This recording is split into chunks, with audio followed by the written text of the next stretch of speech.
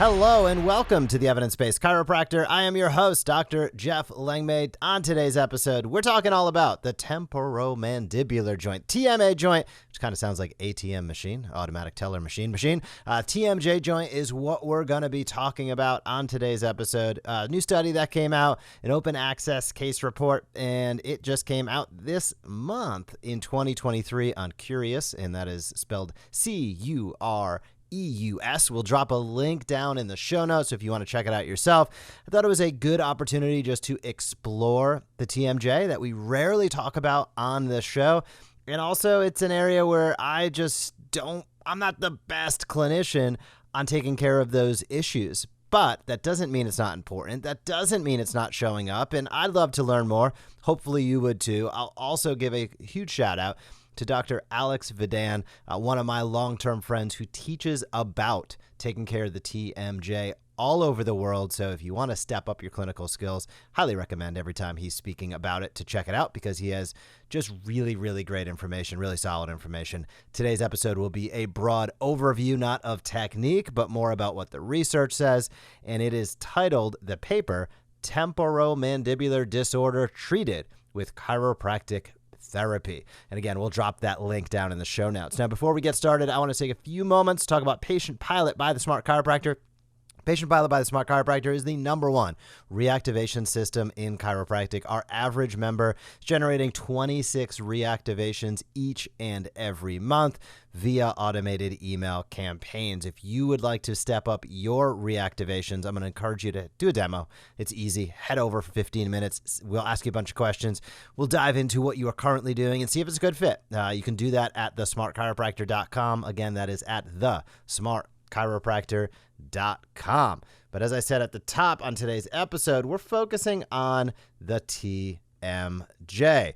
Temporomandibular disorders. They constitute an array of different symptoms that affect the temporomandibular joint and the surrounding musculoskeletal tissues. So historically, these things have been known interchangeably, right? Temporomandibular disorder was known as TMJ dysfunction syndrome, functional TMJ changes, myofascial pain dysfunction syndrome, temporomandibular pain dysfunction syndrome. All of those things kind of just lump into the same thing. I am sure there's somebody listening that knows the nitty-gritty differences between all of them, and there probably are differences, but in general, they're all kind of fall under the same bucket. So easy to kind of just know that as you look at the literature and as we talk through it today, we'll use those terms pretty interchangeably. Now, how big of a deal is this? It's probably a bigger deal than it seems. So TMD occurs in 4% or more of the adult population in the United States. So every 100, which is wild to think about, every 100 people, that 4 of them have a TMJ issue is a really, really big deal. And I think it's why us as chiropractors, we see this. It's not the #1 thing, right? You're going to see more low back, more headache, more neck pain. However, like shoulders, like knees, like hips and ankles, this is one of those things that does show up, not obscurely, but relatively consistently in our practices and is predominantly characterized by pain syndromes that include myofascial pain, myalgia, and arthralgia. So how does this all begin? Well, it's not really well understood as far as the etiology is concerned, but it is thought to contribute or be correlated or caused by a variety of different challenges, some biological, some environmental, some social, some emotional, and even some cognitive factors. So important to keep in mind, like skeletal pain, this is multifactorial by nature, and there is an emotional, a cognitive, a social component, and potentially even environmental. So aside from just the biomechanics alone, and that's really important when you're having conversations with your patients. Asking pointed questions, inspiring people towards better health, these are really, really key components beyond just being the technician of delivering the adjustment that matter. And they really matter, in my opinion. So what are some other comorbidities associated with the TMJ issue. Chronic headaches, pretty obvious there. Fibromyalgia, autoimmune diseases, sleep apnea, which is interesting, and psychiatric illness. So these are real big factors and real big comorbidities. Chronic headaches is an easy one, but some of these others I probably wouldn't have guessed. Sleep apnea, for instance, psychiatric illness. So make sure you're doing a deep dive on some of the history here, because again, if the contributing factors are really, really deep and really, really wide beyond just the biomechanics alone, it might take some time, and it might take more than 1 or 2 treatments to get somebody really feeling better, because you have to build a relationship with them. You have to inspire them to better health. You have to change a little bit of their outlook. Not that we are psychologists or psychiatrists, but we're doctors, we're teachers, we're educators, and we're those partners in health. We need to show up as that and show up knowing that asking the right questions can ultimately lead to far better outcomes. Now, it also has been shown that depression and anxiety increase TMJ issues. They increase the risk, I guess I should say, of TMJ issues and myofascial pain. So, again, these maybe aren't the first things. If somebody comes in with a TMJ issue, you're like, well, do I ask about, depression and anxiety? In this case, it seems as though we should be asking some questions around that, because you really, really want to get to the heart of the cause. And it might be a little obscure. It might be a little opaque. You might not be able to say just because somebody's depressed, they have a TMJ issue. It's not that linear, but it's important to understand that. So as you guide treatment and care, you can do it in the most meaningful way possible. Now, here's the really, really good news. Non-invasive treatment options relieve pain in up to 90% of the people struggling with TMJ issues. So 9 out of 10 people, your practice is basically where they should be. They should be getting non-invasive rehabilitative treatment, which is what we do. It is what you do as a chiropractor. Now, non-steroidal anti-inflammatories, NSAIDs like naproxen, they have been commonly prescribed. Additionally, we see muscle relaxants and antidepressants used to treat some of the pain. And lastly, there are surgical interventions when rehabilitative techniques are not really getting it done.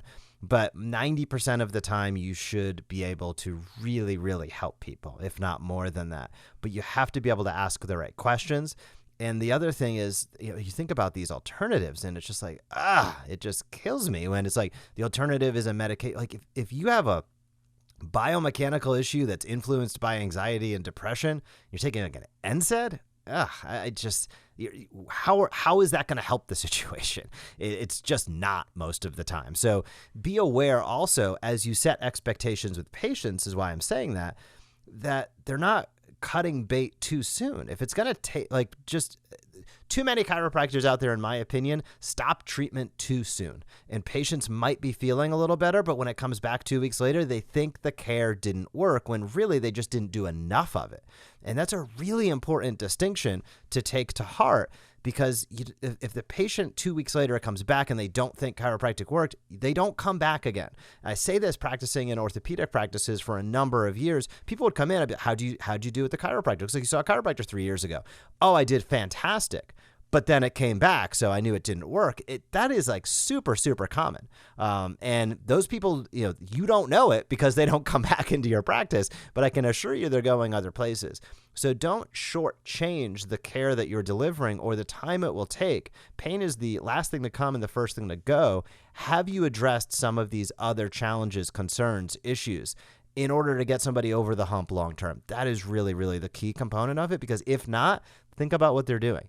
Medications that are going to be ineffective, have risks, and probably not work, or surgical intervention, specifically on the TMJ, that should almost never happen except in ridiculously rare occasions. So that the onus is on us to ensure that we are having those conversations as much in a proactive manner as possible. So chiropractic therapy has been shown to be super, super promising. There was a meta-analysis of 20 RCTs, randomized controlled trials, where chiropractic therapy was shown to significantly improve measures of pain, maximum mouth opening, as they say, MMO, and disability of the TMJ patients. So spinal manipulation and manual therapy were the most effective chiropractic techniques to treat the TMJ. So in this study, they had a 39-year-old female, 6 months of worsening TMJ issues, and the pain was an ache. It exacerbated by chewing, yawning, talking, pretty important things, and the patient was reported to have frequent locking in the open mouth position. Pain was rated at an average of a 6 out of 10, so this is a really, really big deal for this patient. Now, upon examination, the patient's jaw had limited range of motion. There's muscle tension in the neck and shoulders. And interestingly, her cervical range of motion was only like 15 degrees compared to a normal of 45 degrees plus. And tenderness to palpation was reported pretty much everywhere in the head and neck. So based upon this, the patient was diagnosed with a TMD, a temporomandibular disorder, as well as myofascial pain syndrome. Probably no surprises as far as that's concerned. They use chiropractic to take care of the TMD in the patient. They utilize an array of different techniques, spinal adjustments, soft tissue therapy, exercise rehab, all good and really, really good ideas. Therapy was 3 times a week for 2 weeks, so 6 visits.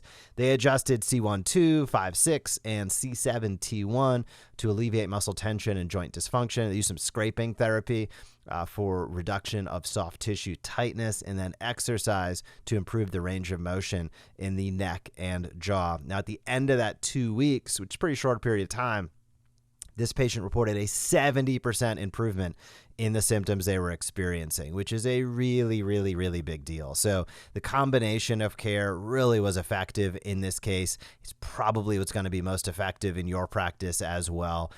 They get into some discussion points later on saying manual mandibular therapy, wow, that's a tongue twister, of the TMJ is regarded as the most effective treatment for alleviating pain and disability, and that's a really important component of this. Now, they do cervical spine manipulation, high velocity, low amplitude thrust were better than some of the mobilization techniques, and in a randomized control trial investigating strategies for taking care of TMJ, upper cervical spinal manipulation combined with dry needling was also shown to be more effective at reducing pain and improving the mouth opening compared to things like splint therapy. I have no idea why you use splint therapy. That's a whole nother story. Diclofenac, and TMJ mobilization at a 3-month follow-up. So another key component or layer to this is understanding that the cervical spine may play a significant role in an array of these cases. So if you see a TMJ case, do not just look there. Don't become so myopic. We've been talking about this more and more.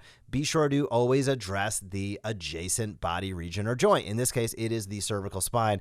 And definitely, there's so many of the structures are intertwined, and there's so much compensation that can occur, if not causation or correlation for that matter, a lot of C's.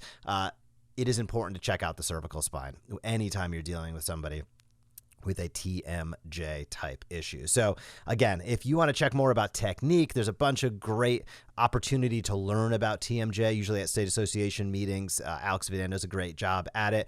But this was a great study for me just to say, hey, what's going on with the TMJ? It's something I never felt super, super comfortable taking care of. But I think the clinical pearls that I would take out of this study are a couple. Number one is this is a real deal type thing with 4 or 5% of people dealing with it. It's something that is important that we know how to take care of. Number two is the alternatives are horrible. So it is even more important that we know exactly how to take care of this. And the best news of all with that is 90% of people plus will get great results with the care that we deliver.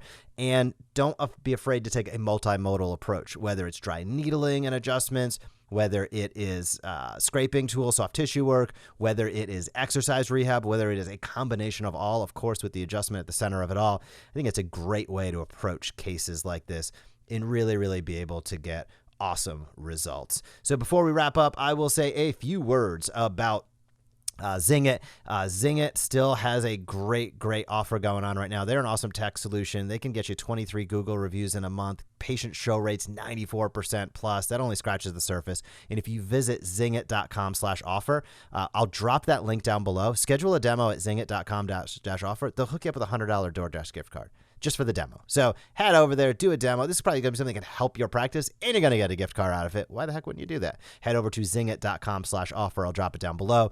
And before we wrap up, if you're on my email list, you saw some emails go out about this, but if you did not click over, now is the chance to do so. And that is for a Power Step orthotic. And what I use is what my dad uses. These were designed by a podiatrist over 30 years ago. I love them. They support the show. I hope you support them. And they want to hook you up with a free sample pair. No reason not to do that. pro.powerstep.com/sample. pro.powerstep.com/sample. If you use the code EBC for Evidence-Based Chiropractor, they will hook you up with a free sample pair. As a chiropractor listening to the show, I just also want to say thank you so much for listening to this show. If you've not left us a rating or review, we would greatly, greatly appreciate it. That helps more and more docs find out about this show. If you have any questions, any concerns, or you think we should highlight a specific study that you geek out on, hit me up, Jeff@theevidencebasedchiropractor.com. Otherwise, I hope you have a fantastic week in practice, and I will talk to you soon. Thank you for joining us on this episode of the Evidence-Based Chiropractor. If you want to grow your practice, come back for next week's episode. If you want to go faster, visit the evidencebasedchiropractor.com and join our MD Marketing membership today.